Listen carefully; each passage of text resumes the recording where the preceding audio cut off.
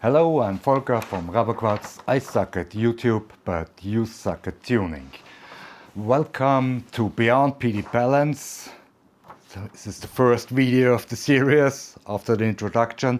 Today we're gonna talk about filtering. So I'm gonna try to explain the concepts relevant to tuning, and you might gonna learn something. First of all, what is noise? Noise is part of a signal that does not represent, in our case, the movement of the airframe, or that we don't want to act on it, because vibrations actually happen. The airframe is moving with the prop speed, but we don't want to react every time a prop unbalances the frame. So what kind of noise, especially in the gyro signal, we are seeing on our quads? First of all, we have electrical noise. This is usually broadband noise at a rather high frequency, but it can be aliased due to the low sampling rate into regions that are relevant, so we need to filter them. Often it's caused by too little capacitance on the regulator, respectively too much load on the regulator. That's why since Betaflight 4.5, the design guides for hardware specifically ask for a regulator that is just powering the gyro, where we can't stop it or it's not influenced by the hardware design, is noise that comes from the ESC, from the FETs that are switching the power to our motors. We need capacitance to fight this. Most ESCs have a lot of capacitance on it, but they all rely on external capacitance. So put a proper capacitor, low ASR, specifically capacitor. Sometimes the capacitors that are delivered with the ACs are not up for the task. Most of us don't have the option to measure the internal resistance with how fast the capacitor can eat up the ripple that is seen from the FETs. And you want something less than 8, better in the 6-5 milliohm region, so you can check on Mauser or DigiParts for proper capacitors. Don't overspec them. If you put a 50 volt capacitor on a 6S rig where you don't see more than 30 volts, it's not running efficiently. You're giving away capacitance because the capacitor won't saturate on the 6S with the ripples, and a 35 volt capacitor is plenty enough for 6 volt. I use them for 6S. I use them on 8S because it's no problem. They are rated to work like 2000 hours. If you have an airframe that sees that much air time, then you might think about using a higher spec capacitor, but higher spec means you're using less of it. That was my capacitor-rant. Kinds of noise, electrical noise. We have sampling artifacts, which is basically electronical noise, due to the gyro only running in 8K, like 8,000 samples per second, or even the shitty BMI, it runs like a 3.2K. And we have especially electrical noise that is way higher than this. But if the frequencies line up, if you have a 3.2K gyro and you have like a 64K switching speed, this will exactly line up. So you will see at 3.2K, 1.6K and 800K, you will see even down to 400 Hertz, you will see alias and artifacts. So now to the real motion of the quad, what we're going to see is mostly prop noise. The props are never perfectly balanced, especially if you freestyle. Even if you cut the blade, you will have a very strong resonance with the speed of the prop. You will have frame resonance. This is the geometry and the stiffness of the frame will decide what frequencies you're going to see them. You can use this arm like a tuning fork. Oh, ding. But if you put it on a hard surface, you can get the frequency of such an arm, and it will swing whenever it's gonna be excited. And the closer the exciting frequency, which is usually prop noise, comes to the resonance frequency, the more it's gonna resonate, and you will need to filter this. And you have erratic noise.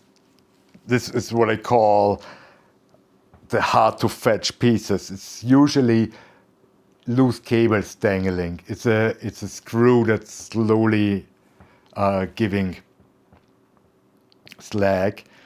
Those are the hardest to pin down, and it's almost impossible to filter.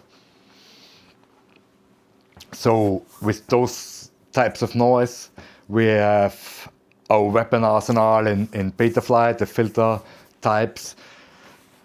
Turned around since 4.2, where low-pass filtering, or before 4.2, where low-pass filtering was the main angle of attack to get rid of the noise. Nowadays, it's notches. It's precisely tuned to one frequency where you see the noise. So the low-pass filters are usually just to clean up the leftover noise after you killed everything with notches. We want to use as little low-pass filtering as we can, because they introduce the second largest delay in our system, with the longest delay being the motor spool-up time. And notches, they, if you have a spectrum from 0 hertz to what we're gonna see is like 4 kilohertz, the low pass will just damp down everything that's higher than its cutoff, and it will damp down at this cutoff as well, and then slowly leave the rest of the signal intact. And the lower the frequency you cut off, the more latency you're gonna see. For the notches, we have RPM filters. They take from the D-shot signal, from the D-shot telemetry, the speed with which the props are turning, and synchronize a notch filter. This is a filter that's basically just cutting out one part of the signal, a very small part, because we know exactly how fast the props are spinning, plus minus 5%. That's the width of the notch that you're going to use. And they cut this out. But they need to do it for every motor. So on a quad, you usually see 4 notches times 3 axes. So you have 12 notches for RPM filtering. So you want to have the Q as high as possible, but not so high that the inaccuracy or the delay of the D-shot telemetry will push the prop noise outside of the notch filter. I usually run like a Q of 600 to 700. And the other notches we use are dynamic notches, and they're also per axis. And they are used especially for frame resonance, and if you have a strong aliasing resonance from your ESC-noise. The filter chain, the sequence in which Betaflight will treat the signal. So you got the unfiltered signal at the beginning and the fully filtered signal at the end is as follows. It starts with the RPM filtering, because this is most of the noise, and we can very precisely, if you set the magnet count right, the pole count of the motor, please count your motors. They are very small motors, like our 3.5-inch motor. And this is a 14-pole motor. Usually small motors are 12-pole, and everything bigger, like 4-inch upwards, is a 14-inch. If you're not sure, count it, because the RPM filter won't filter shit if you have set this wrong. So you have RPM filters, then the static notches. If you use any, sometimes it's better to set one static notch if you know your frame very good. Then the dynamic notches will analyze the signal and see how much noise is left and where in the region you set, and put dynamic notches there on 3 axis again. After all this is done, there is very little noise left, and this is where the low passes should clean up the rest. The gyro low pass, and then you have your clean gyro signal when this is all done. And after you have a clean signal, then the D-term low pass will hit once more to smooth everything out, because D-term is especially sensitive to vibrations.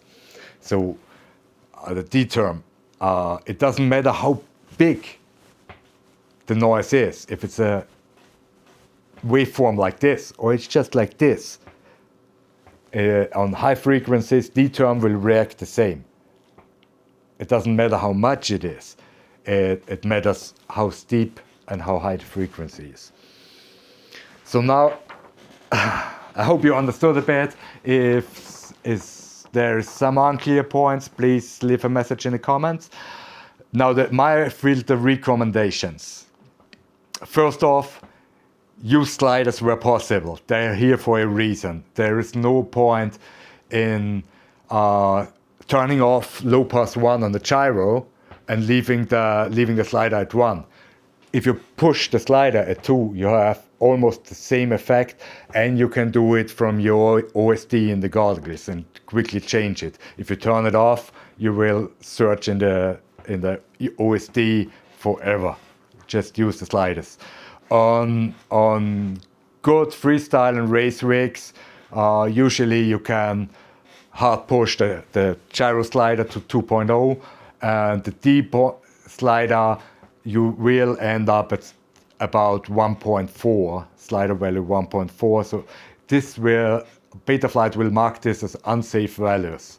But if your rig is clean and your RPM filtering is working, this is important, then D of 1.4 should be fine on most clean builds. If you're not sure, start at 1.2 and work your way up until you get hot motors. On soft rigs or on lifters, where the response time of the pit controller isn't that important, because it takes ages for the props to spin up anyway on everything that's bigger than 8 inch. You can set the gyro to 1.5 and the D to 1.0.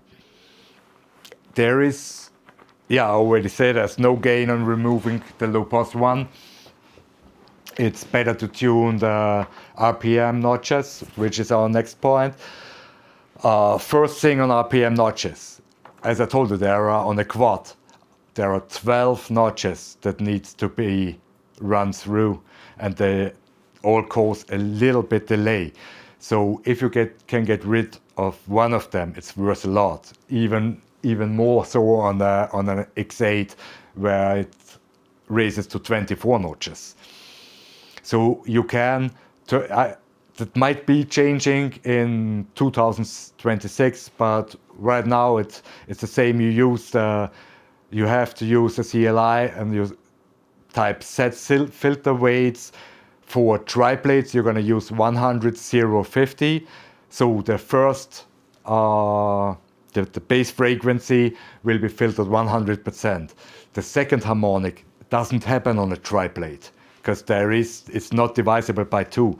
So you set it to 0, and the third harmonic is usually much weaker than the first. So you just set it to 50,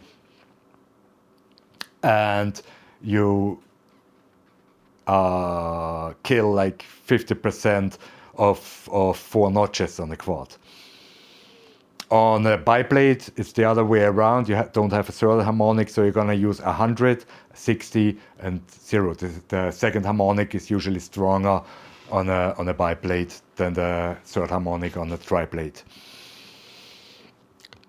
The starting frequencies and fading range depend on the prop size. A smaller prop will spin faster on idle than a large prop.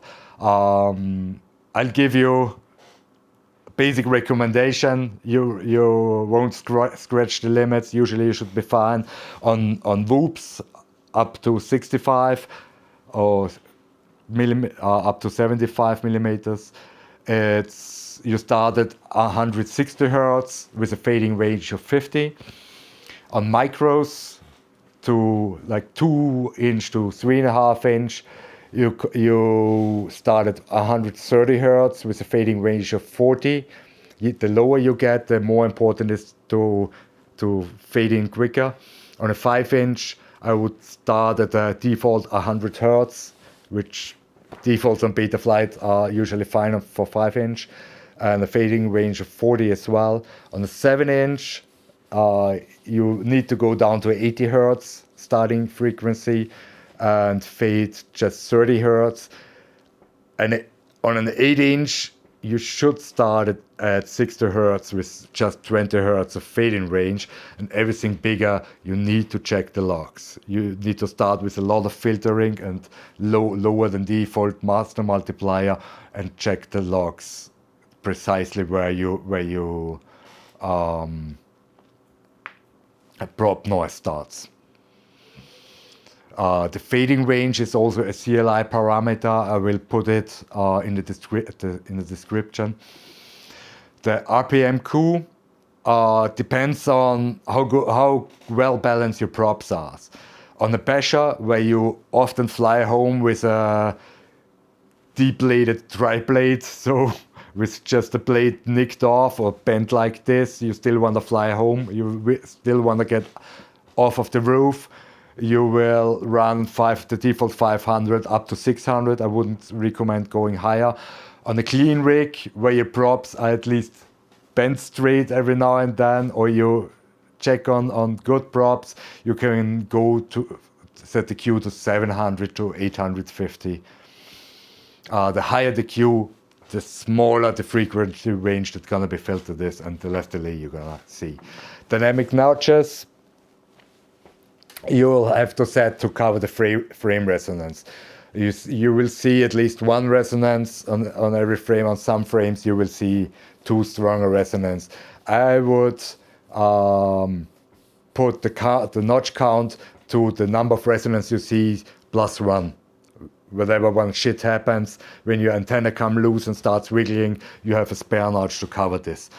This notch will erratically jump around and since it doesn't find anything proper to filter, but if something happens, it will gonna be here for you to filter it out. The Q for the notches, depending on how stiff your frame is, should be 600 to 800.